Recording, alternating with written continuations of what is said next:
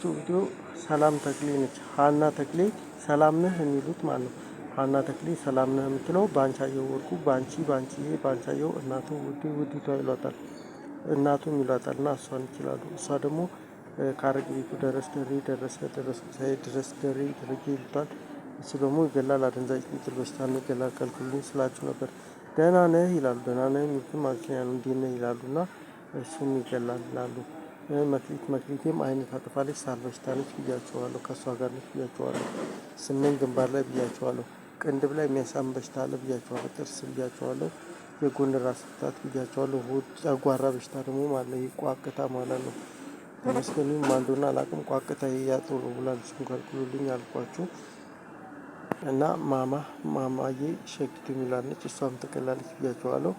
ሌላው ቅድም የነገርኳችሁ ነው። እና ይሄን ለመግዛት በሞክር ሰዓት እንደዚህ ሀና ይሏታል። ግን በጸጋዬ ጋር ምሳለች በዚህ ጋር ምሳለች እንደዚህ እየቀየረች ነው ሰላም ነው እያሉኝ ለመግዛት በሞክር ሰዓት የሚውለው እና ያቅቱኝን እንዳታደርጉት።